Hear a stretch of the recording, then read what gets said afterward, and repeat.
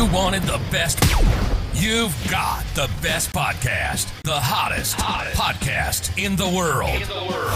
The Chris Voss Show, the preeminent podcast with guests so smart you may experience serious brain bleed. The CEOs, authors, thought leaders, visionaries, and motivators.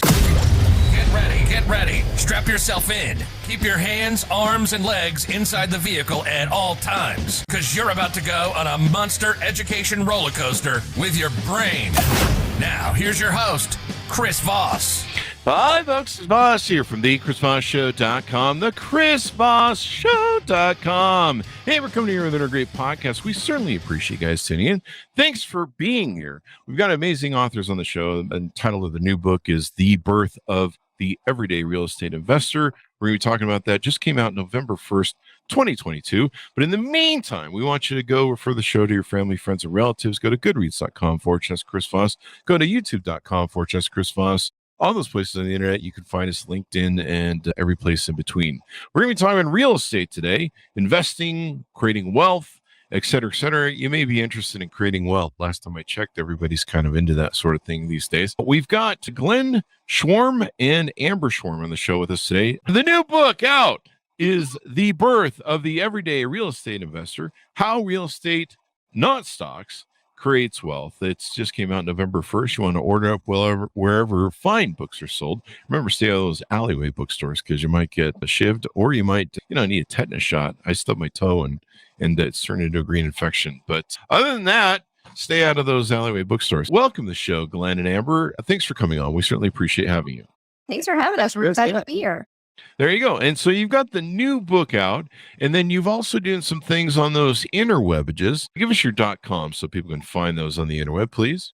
Yep. So we're in a lot of different places, but to keep it really easy, we created a website that has all of our stuff, which is glennandamber.com. And Glenn has 2 N's on it. So glennandamber.com. There you go. And what motivated you guys to write this book? What was the proponent for that? We've been, 15 years ago, back in 2007, we started investing in real estate. So at the last big recession, right? The last big recession, that's when we started. And so we didn't know any better. We were just $80,000 on credit card debt, and we decided to flip a house. And that has turned out to be about 1,000 houses now, 15 years later. Holy crap. Yeah. And a big rental portfolio. And we also have a big education piece where we help other people. And so, a lot of the conversation that we have found is that we relate really well to everyday people, just people that are like, trying to figure out their life and they have a little bit of money, or maybe they're trying to get ahead. And I've been an entrepreneur my whole life. So that's kind of what inspired us to write the book, was to say, listen, here's kind of our journey. Here's how we did it. Here's the steps we used. Here's how we raised private money. Here's all the different ways we kind of just break it right down. It's a thorough book. And that was kind of the inspiration behind it, was just to tell our story a little bit and say, listen, this is how we did it. If you want to do it too, here's how you can do it. There you go. So you guys do a lot of work in educating people, helping people create wealth through real estate investing. And then give us an overview of the book. What some of the details, some of the tricks you share inside, just some teasers, if you would. Gosh, we go over, I kind of tell my original story of kind of how I realized that real estate could build wealth. So I was brought up in upstate New York we were pretty poor growing up. My dad was a butcher, mom had a $1,000 job, bus driver, that kind of stuff. Not a lot of money, 4 boys. And we took a motorcycle trip in the mid 80s from New York, upstate New York, to Colorado, Pikes Peak. And it was to burn my parents' mortgage because they had paid off their house. So at 14 years old, I'm having this discussion, like, how much you pay for your house, Mom? And it was like $12,500. I went, what? And then, and I said, how much was your monthly payment? She's like, $51 a month. I'm like, a month? So I got thinking, what? Now, at the time, I remember saying back in the 80s, like, what's your house worth now? And back then, maybe the house was worth $75,000 or something. But I thought, you paid $12,500 for something that's worth $75,000? And then as time has went on, as I got older, I started thinking about that. Like, wow, I thought, that's how you build wealth. So what if I had 10 of those? Yeah. How would I pay for 10 of them? I mean, how does rent work? And so that's kind of like, in the book, I tell different stories about we tell kind of how this journey came about. But there was a gentleman a guy that came from Italy, in the town I grew up in, and his English was really rough, but he built everything. He had 50 houses he owned, a couple of hotels. He was playing real life Monopoly while I was playing board game Monopoly as a kid growing up. And I looked at him and said, that's pretty cool. Like, I wonder how we can do that. And really, we fast forward to 2007, and Amber and I connected, and we kind of decided that's what we want to do. So we decided to flip a house, but then the market tanked, right? Right. A house, and then 2008, everybody tells us that we shouldn't be doing real estate. It's the worst thing in the world. Get out of real estate. And we were already in. We'd already bought a house. We already had 2 more under contract. And we're like, well, let's keep pushing, right? We were scared to death. Like, we were like, well, we didn't know any. People look back now and say, you know why you guys have built so much wealth? You knew when to get it. You guys were so smart. I'm like, we were dead broke. We were $80,000 credit card debt. Yeah, we're desperate. I'm like, we weren't smart. We were desperate. But we pushed through that fear, and we pushed through ignoring everybody. I think that right now, Chris, we're moving into a time in society where it's going to happen again. I think it's already today. Right, just about 2 hours ago, I had somebody tell me, where my investors say, hey, someone told me it's a bad time to get into real estate. I laughed. I said, yeah, but you remember we had this conversation 15 years ago. He's like, yeah, you did. That's true. That's true. I mean, there's, you buy low, sell high. There's always a bottom to it. When I moved back to Vegas from California, there was an investment portfolio of lawyers who'd bought hundreds of properties that were literally in, HOA bankruptcy when the market had totally crashed and stuff. And they made a really interesting killing. If you're familiar with their story in Nevada, they were able to. Nevada has some weird titling laws where the HOA is technically the first on title, and so they literally took over all the properties and wiped the first and second bank holders. Oh wow! Paying off the HOA debt, which means they got these properties for like $12,000 or something. Yeah, I don't think we're going to see the same. They ask us all the time, like, what do you think? I said, I don't think this is not the same crash we had in 08. Different. But so you think it'll be a different crash then, huh? Very much, because that was all brought on by bad lending. That was all brought on by, that was the financial crisis, but it was all based around real estate. Real estate right now is part of that, but it's not the main driver of what's going on. It's not bad lending or fraudulent lending or, aggressive lending. It's nothing to do with that. Really, it's a supply and demand issue. And it's really happening, right? And interest rates, and the Fed's trying to fix it by raising the rates. And, it is slowing it down. Don't get me wrong. It's slowing things down and changing things a little bit. But as people, because we have based, this is what the book talks about too. We base the whole thing we do is based on fundamentals, right? It's based on people are always going to want to buy a house. They're always going to want to, what all things they do. They graduate from college, they downsize. They need a bigger place to stay. A lot of people are working from home, so they need that extra room to have an office. We don't try and build our business. We don't teach our students how to build a business based on the trends. Hey, the market's going down, so let's do short sale. Let's just do substitute deal. Let's just do all those different deals. Now we do all of them, but that we use them as a function to just purchase houses that first time home buyers would buy. We sort of stay in that lane. Every time we seem to get out of that lane, we don't do well. Every time we try to do something else. So that's just our lane, right? But the interesting thing about real estate is regardless of what the market is at any given time, there's always an opportunity to make money. And I think that there's so many misconceptions about what it takes to get into real estate. Like, for example, that you have to use your own money or you have to have your own money to get started. Well, chapter. So we have that chapter in the book that talked about using OPM or other people's money. There's the misconception that you have to do all of the work yourself, which you actually make more money if you hire it out. So, I mean, that list could go on, all day long. There's so many misconceptions that once people understand, hey, that barrier to entry is not nearly as challenging as I thought it was. And then everyday people can do it. Glenn and I, like, neither one of us have college backgrounds. Glenn still can't read a tape measure to this day. So think about it. I got people for that. Yeah, exactly. You can hire that out. I have her for that. I don't need to do it. That barrier is not nearly as challenging as people think it is. So with a little bit of knowledge and some guidance, people can literally change their life. In real estate, it's not as volatile as the stock market, which also talks about, the stock market, yes, there's people that like riding that roller coaster. And if you're one of them, God bless you, have fun. But real estate can be like really, really consistent, and it's a really calculated decision. They're not, right. Yeah, and it's a real long game too. I mean, you like you say, you're not buying the trends. You're not doing that crazy Wall Street stuff. We do Chris, we talk about how so we flip house, right? We've done close to 1,000 flips. So flipping houses where you make big money and fast, right? You can make, and we talk about how to wholesale houses. We talk about how to wholesale is when you put a house under contract and you sell that contract to another cash buyer. it's become very trendy in the past 2 years. I mean, a lot of people, we were doing it 8-9 years ago before it was so trendy. So we've been doing it for a long time. But that's one way to make some quick money without ever actually owning a piece of property. Then you move into flipping houses when you actually own or flip. And those are, let's call those more of a short-term gain. If you can make $50,000, $100,000, 70 grand on a flip and be in and out of that thing in 5-6 months if you do it right. And then, so that's quick money, but we're real big. We advocate using that to buy renters. So once you flip a couple of houses, our book talks about how you flip a couple of houses, you learn the fundamentals to become a real estate investor on your own. Now you know how to find houses. You know how to get the money for it. Now you can turn it into a long-term play. We have over a dozen short-term rentals, Airbnbs we have too. So we kind of do it all. We talk about all of it in the book. We talk about everything. We break it right down to step by step how we do it. That's awesome. And you guys also do that on your website and when people work with you as well. Do we get the plugin for the website? Let's do that. We do. Yeah, we put out a pretty regular throughout the year. We put out what's called the home flipping workshop, and we charge just $59 to come for 3 full days to hang out with us. It's Zoom, so it's live. It's not a webcam. It's interactive. I'm on a stage, and we've been doing this since COVID shut us down. We had to go to virtual. It's been awesome. It's been awesome. We have so much fun. We have students all over the country. We have thousands of students now, and I have a blast doing it. It's so much fun. I think we're so good at it because we're also doing it. Like we're live in the field. We're flipping. My company last year did 101 deals last year. So, our company, we know what we're doing there. So I think because we're in it, we can teach it.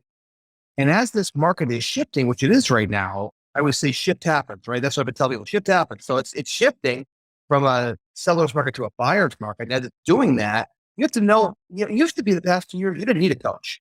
You didn't need one. You didn't need coach guidance because any moron could, and I've met some morons that made some money. I mean, I really met some people like, you made $100,000. You're a dumbass. How did you make $100,000? I'm like, well, he says that because you could do like everything wrong. If they made I'm like, you bought it for what? You did what? You what? And I hear all these mistakes. Now that's not going to happen. You're not going to be so lucky. But that kind of market towards a multitude of set. Where this kind of market, you have to be a little more. Yeah, you've got to be good. That's why we know that our coaching business, it's already been exploding because people are like, I realize I need a little guidance from somebody. Here's the difference from somebody who's been through it before. There's a lot of coaches been around for 2, 3 years, 4 years. They're like, well, I can a bunch of houses. Anybody can make money when the tide's high. Anybody's a wonderful captain in hot water. When it's doubling and tripling every couple of years. That's great. Now you got to know. So I think we pride ourselves on the fact that we know we've been through this. So it's like, we always just say, it's still up there. Well, that's the beauty of real estate is it's you don't have to be like a scientist. Like to be an entrepreneur that I've been for 35 years, you really have to be, there's a lot of work that's involved and you got to know a lot of stuff or learn a lot of stuff.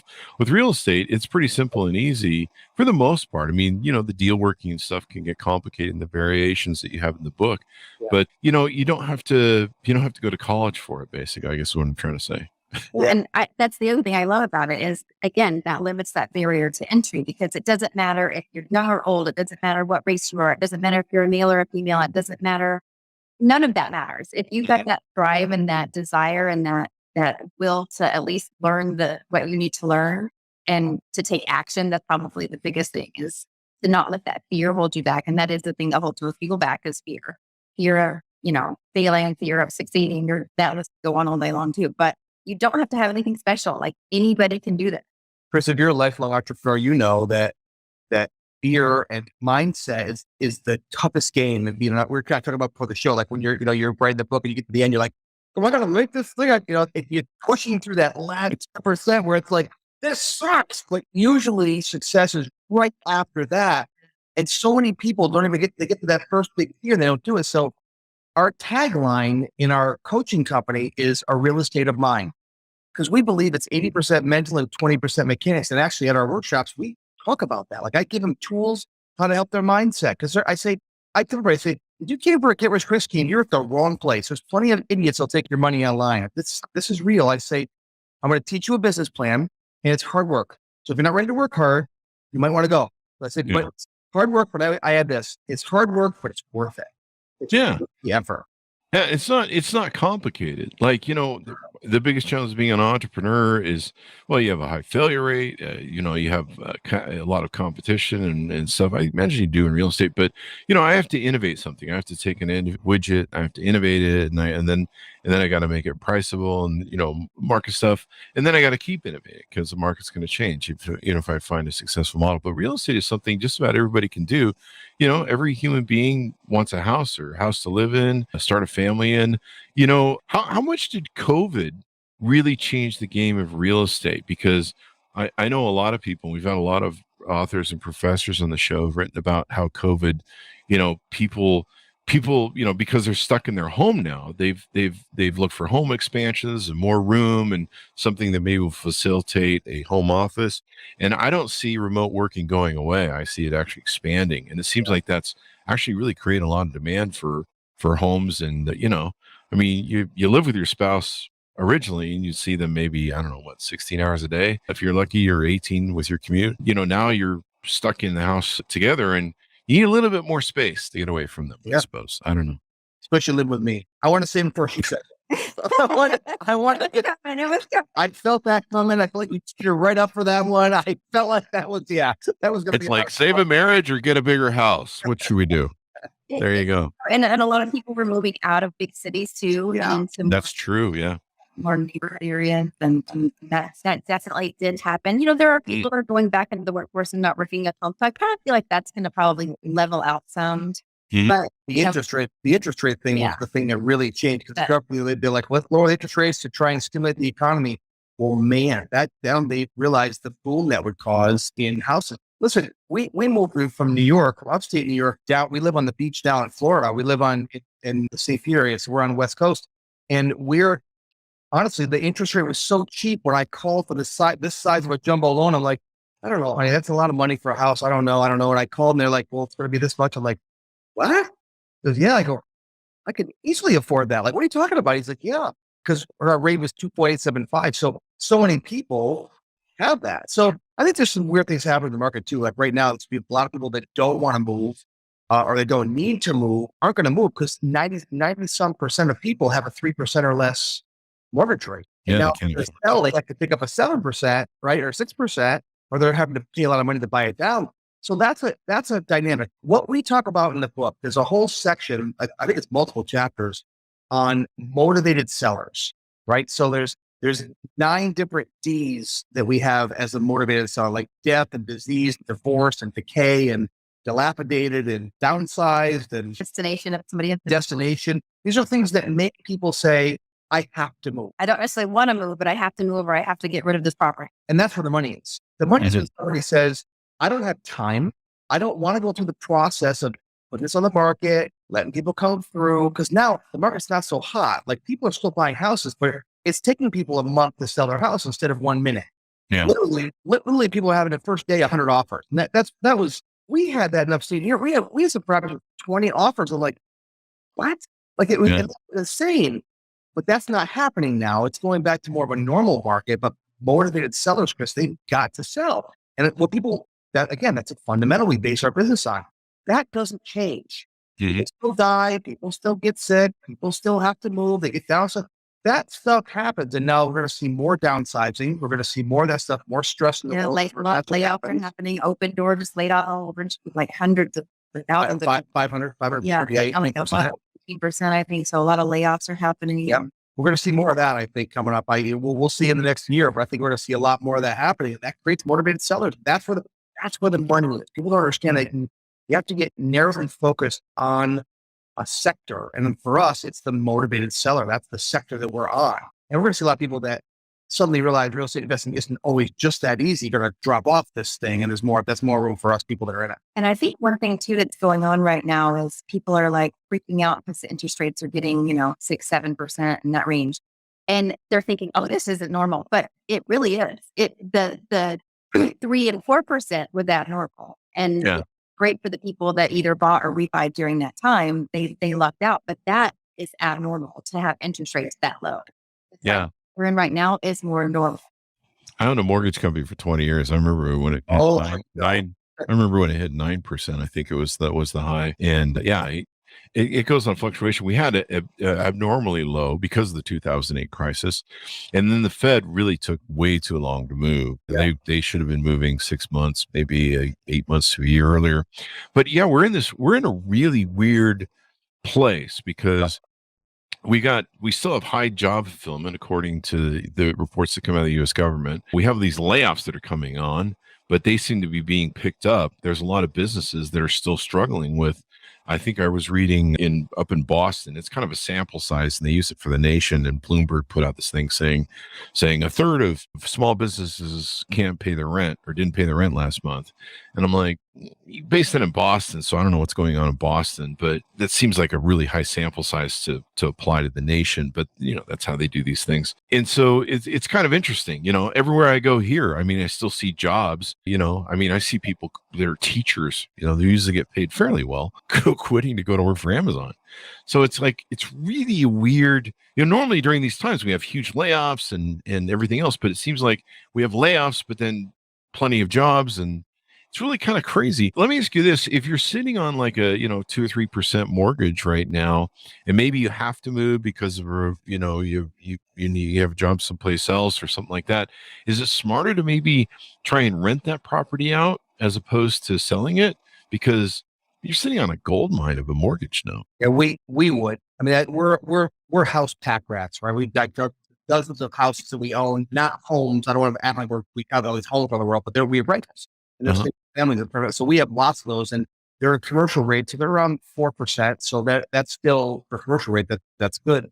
And yeah, I would hang on to houses. If somebody had to move, I would hang on to houses. We have a tip too in the book that I had no idea writing the book last year how timely it would be right now. There's a whole section on a process that we have on how you can take over somebody else's mortgage without a credit check or without anything else. It's a thing called subject to. There's a process to it, but we go over how to do it in the book. We talk about it. And there's going to be a lot of people that, if they know how to play their cards right, could buy a house right now and take over a 3% or 2.8% or 3.1% mortgage, even though the banks are offering 7%.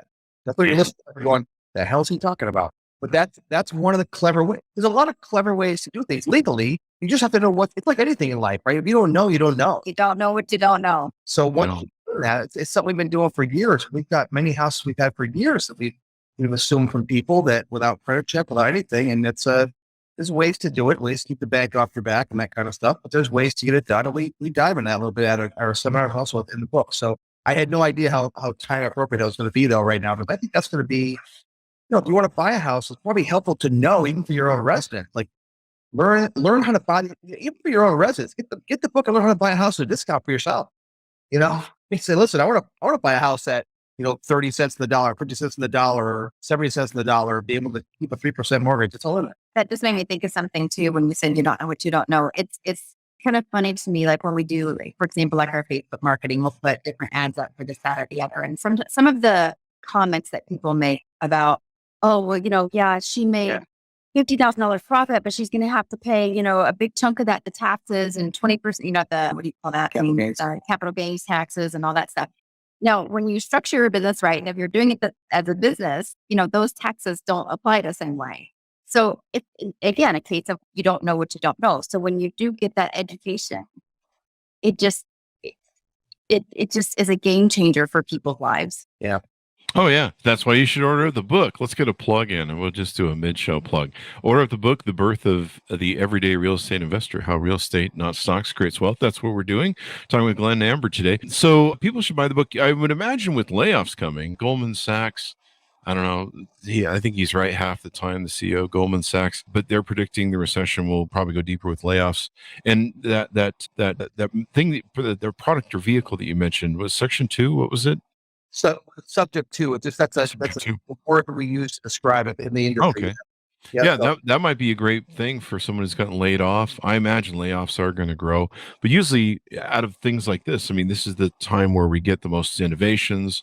Like, I'm sure that there's somebody at Twitter who got just laid off, and probably a group of guys at Twitter, gals that got laid off, and they've got a pretty good idea on the next big thing.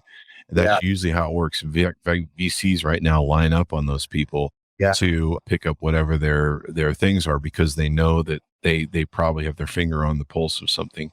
And that's usually where we get the greatest innovation. Social media, Twitter, Facebook, LinkedIn, all this kind of stuff came around 2008 from the big crisis, 2007, 2008. And so there's probably going to be a lot of layoffs. And people are going to need to get off their houses quick so their credit doesn't get messed up. And there's places to step in on that. And anything you can do to grab it. In looking over your guys' website, let's plug a few things here. On glennandamber.com, you guys have got a podcast. Tell us about the podcast. Yeah, called the Real Estate of Mind Show. And we have people come on. We talk, a lot of entrepreneurs on there and different people that are in the industry, but about different ways to the business, different techniques, whether it be using insurance to invest or using private lenders or, whatever it might be. Strategies. We're going to start storage. Storage.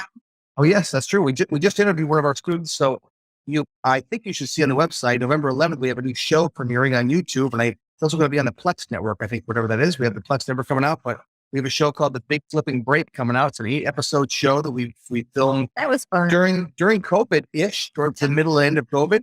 We took one of our students, and we actually had we had over 200 some people apply for it, and we took one of our students, and we took them from start to finish. We coached them the whole process. And we gave them all the money, the deal, the purchase, the renovation, the holding cost. We gave them all the money, and then we split the profit 50-50 with them. And what they didn't know was at the end of the show, if we liked them, we were going to become their private banker and always fund their deals. And now we do. They passed the test. It was David and Alicia King, they were amazing. And he's a pastor and she's a stay-at-home mom. And, these guys really had what it took. It didn't have lots of money. But we wanted to help them. So we recorded the whole thing. And David's sister actually passed away from cancer on the 3rd episode or 4th episode, real young. And he had to battle through that. And they caught that all on, he was gracious enough to have that all be filmed. And it showed that life goes on no matter what. And you got to keep moving forward. And we had a lot of challenges in the show. I mean, we set them up for some things that were fake. Like we had fake inspectors give them a hard time. But there was real stuff happening, like they're conquering a permit stuff. Real bad stuff happened too. I think I love the show, but it wasn't staged. It was all, it wasn't a BS show like you see it. Other network shows. Hell, let's redo that. We were angry again for Ford. Let's redo that again. It's the anger this time. Give me an angry face. Oh, shut up. So it's real. We caught us lying. There you go. Like really, really important to Glenn and I, whether at our workshops or the books or any sort of engagements that we do, is authenticity. Because I think people see through that. Like we're not the type that are going to go, flash fancy cars or fancy watches and, rack out shoes. And I mean, I'd rather be in my tank top and flip flops, to be honest with you. But we like to keep it really real. And that's probably the biggest compliment we get at the home flipping workshop is, you guys just tell it like it is. Like we don't sugarcoat anything. We don't sit there and say, like he said, this isn't a get rich quick scheme. It's hard work, but it's worth it. And, we tell about our failures as well as our successes because we want people to understand, there is a risk anytime you do any sort of investment. So, if you do X, Y, Z, there's a good chance you're going to lose money. And hey, here's what we did where we lost money. So we just like to be really, really transparent and really authentic and really genuine. Yeah, that seems to be, if anybody wants to Google home flipping workshop online or on Facebook or online, I think in both Facebook and there at this current time, there's probably between 600 and 700 5-star reviews on each platform. Wow. And it's all 5-star. We've only had 1 or 2 lower ratings. And most people, we read them after the event, they're always like, yeah, you guys are real. Because we're just the same way we're talking now, the same people we are on stage. Doesn't matter if we have 1,000 people in the room or 2. Doesn't matter. Yeah, I saw a post the other day that this guy was putting on, and he was talking about somebody else that's rather flashy online. And he said, "Oh, I'm going to start being flashy because that's what people want." And I think people want authenticity. Well, I told you that. They do. She came back to me and said, "That's not us." And I said, "Yeah, I think that." I think people will see through that. Like if that's you, if you were a flashy person, then yes, maybe people are going to be drawn to that, or it's going to attract a certain type of people. Yeah. I think that's more for the Kardashian Instagram crowd. I mean, you guys are doing business stuff and, normal human being stuff. Yeah, I know the normal. Yeah, that's why I think that's where it looks about the everyday person. That's I always say, that's because what do we say? We say our goal is to help everyday people build wealth through real estate investing because that's who we are and that's what we did. There you go. So, So on the website, glennandamber.com, you guys, we've talked a little bit about the home flipping workshop. Tell us about the millionaire B&B blueprint. yeah. Yeah, that's our short-term rental program. And it was, I guess, right before COVID hit, we opened our first Airbnb short-term rental. And it's in upstate New York in a normal neighborhood on a dead-end street. And like, we had concerns about it, whether it was going to perform well or not. Like, I wasn't sure about it at all. It's across the street from our home back then. Right. So we wanted to watch it and see how we do. But There you go. If we were to rent that house out on a normal basis, we'd be making $1,600 a month, just as a regular, like, long-term rental. And a short-term rental, we gross between like $3,000 and $4,000 a month. So we're like, okay, this is working. So we literally opened about a dozen more on top of that. And nobody says, hey, honey, let's go to upstate New York on vacation. So my thing that is, it's not a vacation destination. This is, everyday neighborhood. Huh? So we want to open that possibility up to other people. So we put together a course. My son and I run that. We fired Glenn from that business. They did. They fired me, Chris. They just said, I want to Cold move. cross too much chaos. Yeah. Get out of here. I'm like, okay. I have a couple of friends that the wives have done that. Yeah. So yeah, we They do create chaos, but it's a great way to create that passive income, and the benefit of having, whether it's short-term or long-term rentals, is you get the cash flow plus you get the long-term asset. And we want to have, houses all over the United States or even all over the world. It's a great way to have that second home pay for itself. Yeah.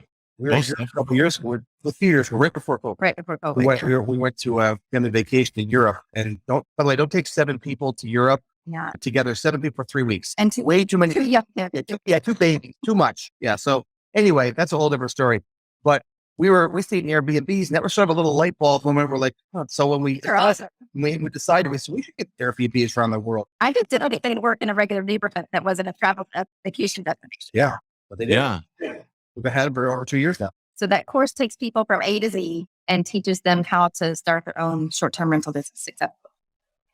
It's kind of interesting. There's a lot of investment companies that bought up stuff, turn them into Airbnbs, and it seems like I was reading that one of their big portfolios is doing well, and I wonder if they're going to start selling some of their portfolio onto the marketplace and open up the inventory a little bit. That should be kind of interesting. See how that plays out. I think we'll see what happens with the recession when it happens. Because the one thing, I wonder how vacation destinations will do. Where the reason I think we've done so well is that people travel there they travel to New York for business, for family, for school, for basic, like guys traveling through. They don't want to stay in a hotel because there's 3 guys on a job for they stay there. It's cheaper for them. We had a guy that was test driving a brand new car, and it had to put in the garage at night so nobody could see it. Yeah. It's like really weird random thing. Again, people come there because they have to. They need a place to stay. Yeah.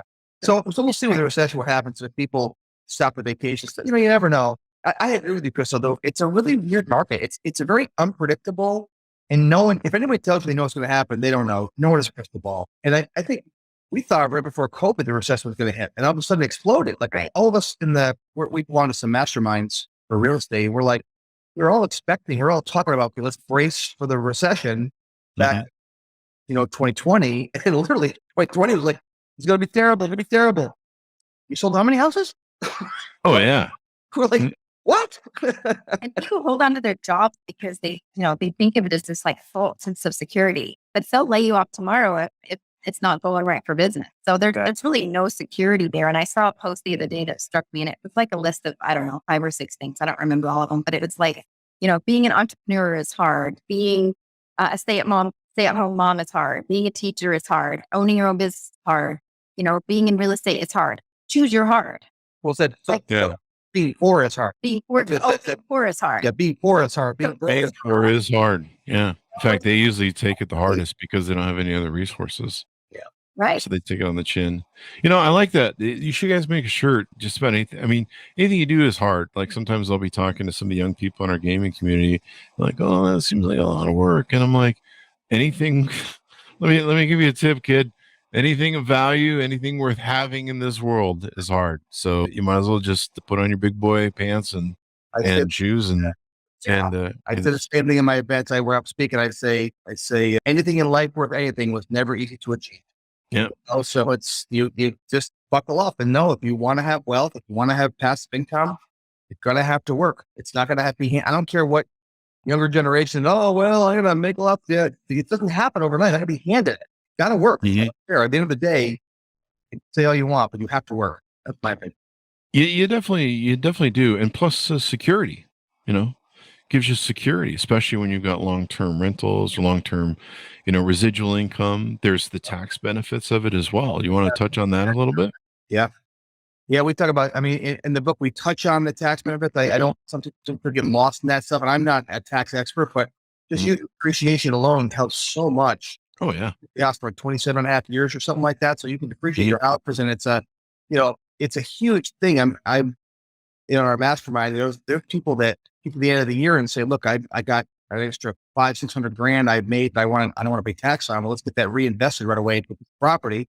Use depreciation to reduce my tax cost. People don't understand. They're like, well, how are these people not paying taxes? Because legally, if you know how to use the system, you don't have to. Mm-hmm. Yeah, that's how millionaires and billionaires work, man. Yeah, they invest. There's all sorts of different ways to put money into a property, especially if you're buying over $250,000 or something. Another education program you can have on your website, low flipping formula. Let's get a plug in for that real quick. Yeah, the no flip flipping formula. So that's a wholesaling course that we have. It teaches you how to wholesale. We actually made that right during COVID, so it has a section on how to do it right from your home with cameras and FaceTime without even having to go to somebody's home. Like, yeah, so that's the process where we take, again, you have a house for sale, Chris, you're a motivated seller. We come in and say, look, we'll give you $50,000 for the house, let's say. And I go find another investor, a cash investor. And I go to that investor and say, you give me $70,000 for this house. And the other investor runs the numbers and says, I can make $50,000 for this house. I'll buy it from you. So we go to the closing table, and essentially the buyer brings the money, brings the $70,000. Mm-hmm. The seller, you would get $50,000. I get what's left over, $20,000 in the middle, just for making that deal. Nice. So that's a simplified, oversimplified way, but yeah, it's an entry point to get in. It's not as easy as it sounds. It does require, you got to find the deal. Yeah, you got to find the deal. You have to grind to find the deal. So some people just say, "Oh, it's the easiest way to make money." That's not true. It's not the easiest way to make money. It's a way. And in the book, we do cover how to do it in the book. So the book's a couple hundred pages long. It's not just a little, 12-page fluff thing. It's really, we dive right. One of my best friends who I mentioned, Jeff Miller, and to be happy, he got a plug in here today. He likes to hear his name said. So he went to my office because we had a bunch of copies there, and he said, he goes, "This is a real book." I said, "Yeah, it's a real book. Whatever. I don't even have my copy yet. That's how fresh this is. My copy is supposed to be here today." Oh yeah. I haven't even seen my copy yet. I've seen all the, I wrote it, so I saw all that, but yeah, I'm waiting to see it. But he said, "This is a real book." I said, "Yeah, it's a real book. What do you think I'm doing here?" Yeah. 272 pages, people. It's 10.4 ounces. Yeah, so they delivered a whole pallet full of them to the office. My team's like, "Wow, look at these things." But yeah. I had that problem too, getting my book with COVID. It was like really bad. The whatchamacallit ground to a halt. Yeah. Oh, yeah. And it was like, I like to see this thing before it gets published, so I know that everything's right. I know. I haven't seen it. I know it's been selling. We got a review. I think it's brand new. We've got a 5-star came in the day, which I liked. I saw that. Oh, yeah, I'd love it. If anyone gets the book and they like it, give us reviews. We'd love to have that on Amazon. That's where it's currently for sale right now. So, the other great thing about real estate, Chris, is that people don't have to quit their job to get into it. Mm-hmm. Easily, you started as a side hustle on the side. Most people do. Yeah, most people do it on the side. I mean, there are the occasional people that, but even people that come to our workshop, we don't say, "Hey, go out and quit your job tomorrow." No. We do have a program where we help them make $100,000 in their first year. But and then once you start replacing your income, then you have some interesting choices. Mm-hmm. I love that it can be started on the side, so it's not like all or nothing. Yeah, that's the other beauty of it. I mean, starting your own business, that's a 24/7 job to start a business, and Right. high failure rate, I mean, I've started 27 different corporations. There's, sometimes you love something, sometimes you don't. Sometimes you make money at something, but it's not as much money as you could make doing something else, or the risk is there of, especially when you're running blue collar, you've got the risk of somebody getting injured or something like that. There's all sorts of crap that goes into running a business. It's fun and entertaining. Sometimes entertaining might be the correct word, but the beautiful part is with real estate is just about anybody can do it. Everyone's bought a house. I mean, most people bought a house, so they know the drill, they know the value, and like I said, I don't think remote working is going away. I think if anything, it's going to expand over time. It seems like a lot of people working jobs are like demanding to work from home. Right. And the job market's really weird right now. It's a really weird kind of quote unquote recession. We're not in a recession, but I thought we'd be in one by now, and it's really weird. It's kind of like It's kind of like there's still a lot of money in the market. I think a lot of the people who get laid off, they can get jobs and get picked up, but there might create some opportunities in the market. And then I think they're going to create some interesting. The other thing I was thinking about in the middle of the show was the interesting thing about the remote working and COVID and stuff. And people, like you said, moving out of big cities is trying to create great markets almost everywhere, because instead of just being like the coastal stuff where all the big jobs and people working on the coast and stuff, it really kind of probably reinvigorated the middle of the country. It did. Well, that leads me. I got to tell you this story then real quick. One of our students, Cece in Nebraska, she came on to us about a year and a half, I think, ago, and she chose to keep working. We have a program where they can keep working, be coached by us and all that kind of stuff. So we work closely with Cece. Cece discovered, she came to us, she's a teacher. She was retired. She has to work from home. She has MS, and she can't really get out of the house. She's having a very hard time. So she was sort of homebound a little bit pre-COVID, but then during COVID, it got worse. She is now, I think she's close to 200 grand in profits in her first Holy crap. 2 years. She's in Nebraska, a town called, I think it's called Friend, Nebraska, with 900 people in her town. How many houses could there be, right? And she's doing most of her work from home over the phone. Wow. Each time her cognitive shows and stuff, she makes decisions. We've coached her through all that, because we give our students mindset coaches as well as real estate coaches, as well as business coach. We have our program is very, very thorough. It covers everything. And so I'm so proud of her. As you're talking about middle America, she exemplifies middle America. And here's a person that said, I am not done with my life. She said, I'm going to continue on. I'm going to make this work together from home. And she's been crushing it. And I don't think she made the book because I just recently learned about all her success, and we finished that book up. We have a lot of student success stories in the book too that are similar, but hers is pretty unique because she pushed forward and does it from home. That is awesome. Let's from home. And I said, do you even see the houses? She says, very rarely. I go, well, Really? really? Yeah. She doesn't. She sees them over FaceTime and pictures and stuff, but she doesn't have to go. And she's living in the houses, real estate, she does the work. Because we're really big into telling people how to delegate. Not to do. We should have mentioned that up front. It's not about doing the work yourself. It's about delegating. But she can make more money doing that. Absolutely, yeah. You'll make more money for sure. And so she learned how to delegate right from her. And we coached her how to do that. And she took it to a whole new level, delegating with her phone and not leaving the house. So, we run our business here from Florida. And yes, sure. Our business is in upstate New York. True story. Yep. True story. Here. Yeah, that's true. I mean, remote work has really gone on a thing. And then you've got so much access to stuff between Zoom and video and you can have people walk through processes for you and show video and like, what does the home look like? In fact, there's a lot of technologies that are still coming out. I remember when I was a real estate agent years ago, there was technologies they were trying to do with the 3D virtual stuff, and they've gotten really good at that stuff now. When I was in the business, they was very first coming out. It was really awful. I mean, it just took so much data to download and process it. Half the time it would work on the website, but now, it's been a decade. They've really got crazy stuff going on. Yeah, there's software that'll do like 3D plans of your house and floor plans, and then Nanoform does like you take a picture in a room and you can do like a whole 360 view of it. Yeah. There you go. Well, it's been wonderful to have you guys on. Very insightful. And of course, people should pick up the book so they can learn more and take advantage of the opportunities. There's always real estate opportunities. Give us your guys' plugs, your .com, so people can find you guys on the interwebs. Yep. So go to www.glennandamber.com, and that's got links to our home flipping workshop, our podcast, our book, all our social media platforms, the new show that's coming out. That's just kind of a central location where you can find out all of the good stuff about us. There you go. And order it up wherever fine books are sold. The Birth of the Everyday Real Estate Investor: How Real Estate, Not Stocks, Creates Wealth. Available, just came out November 1st, 2022. Thanks, Glenn and Amber, for being on the show. We really appreciate it. Thanks, Chris. It was a lot of fun. Had a great time. Yeah, thank you. There you go. And thanks, Monas, for tuning in. Be sure to go to goodreads.com/Chris Voss. See everything we're reading and reviewing over there. Go to youtube.com/Chris Voss, our big group, the 130,000 group on LinkedIn, LinkedIn newsletter, all those crazy things. We're doing a lot on LinkedIn, so you'll see us over there. Anyway, thanks for tuning in. Be good to each other. Stay safe. We'll see you guys next time. And that's